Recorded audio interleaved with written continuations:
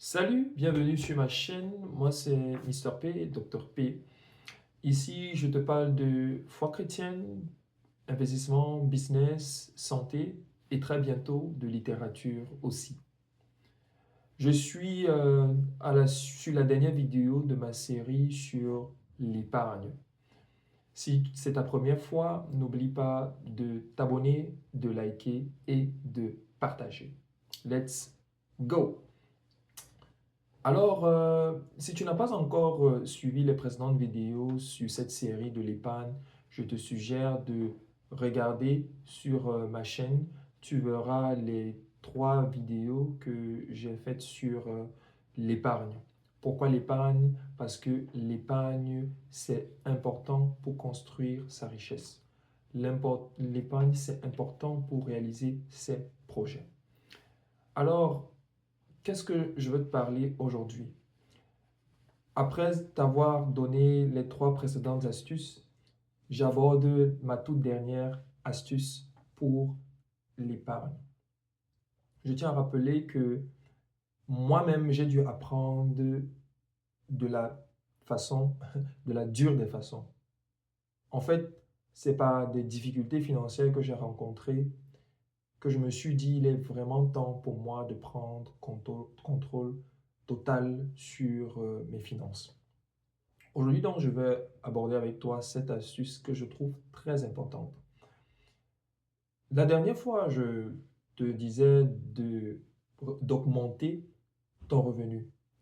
Je t'ai parlé encore précédemment de faire un budget. Et je t'ai dit, bien sûr, de contrôler tes émotions. Tout commence avec ça. Maintenant, imagine-toi que nous sommes deux à épargner. Toi qui m'écoutes, tu épargnes ton argent, disons qu'on gagne une même somme d'argent, qu'on dépense à la même hauteur et qu'on a eu même une entrée ou des entrées similaires. Et donc qu'à la fin de chaque mois, on dispose de la même somme d'argent pour épargner. Disons, prenons un exemple à 500 euros. D'accord? Et imagine-toi que tu mets ton argent dans un compte bancaire. Les comptes bancaires, présentement, ont un taux d'intérêt environ 0,5%, voire 1%.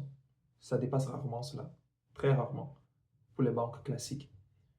Et si toi, tu mets ces 500 euros dans un compte bancaire standard, à la fin de l'année, tu auras épargné sur 12 mois environ 6 000.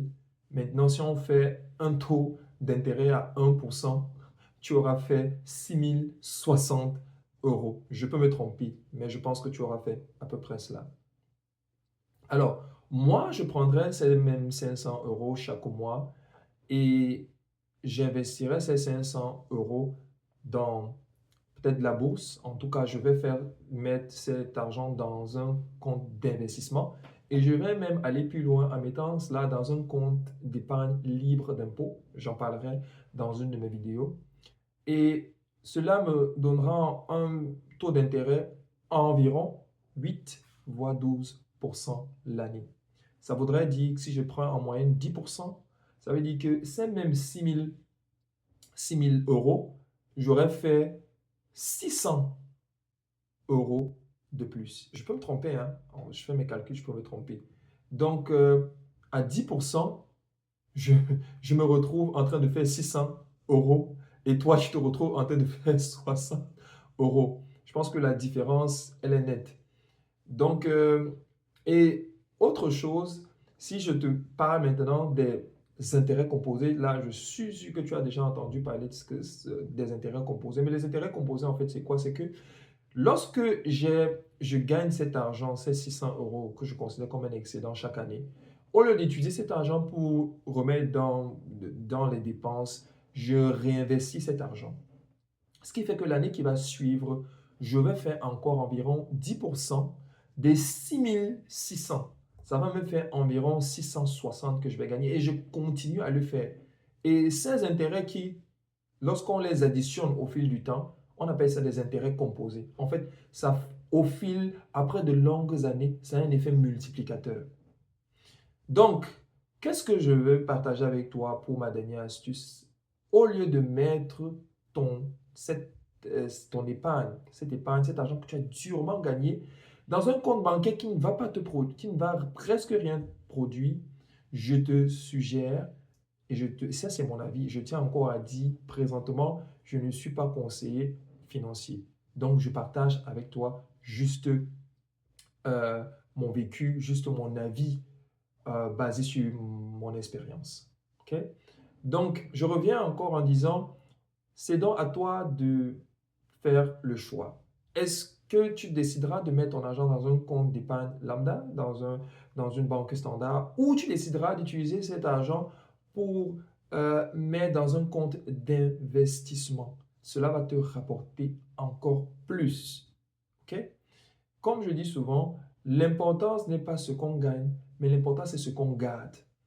Comment garder plus en fructifiant, en semant? L'argent qu'on investit, c'est comme une semence. C'est comme quelqu'un qui va prendre sa semence et il va mettre ses semences dans le sol. Et comme une semence ne produit pas juste un seul fruit, ça produit de nombreux fruits. C'est en fait ça l'investissement. OK?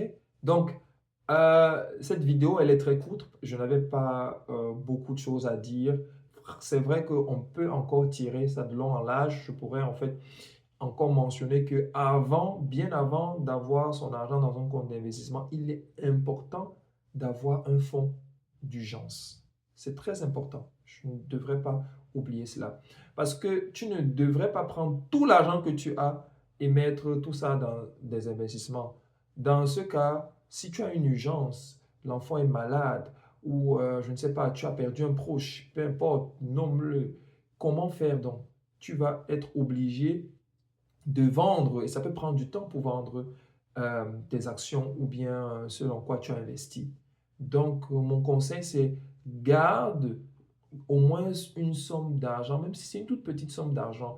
Les experts parlent de 3 à 6 mois. Ça ne pourrait pas être jusqu'à 3 à 6 mois pour toi, ça peut être au moins un mois d'argent que tu as mis de côté. En cas d'urgence, peut-être tu perds ton travail, je ne sais pas quelle peut être l'urgence, tu pourras utiliser cet argent pour gérer le problème et ça te permettra au moins de rebondir avec moins de difficultés. Allez, je suis arrivé au terme de cette série sur l'épargne. Dis-moi en commentaire ce que tu as aimé, ce que tu as apprécié. Fais-moi part de ton avis. J'aimerais bien le savoir en commentaire pour donner encore de meilleures vidéos sur l'épargne, sur l'investissement, sur les finances.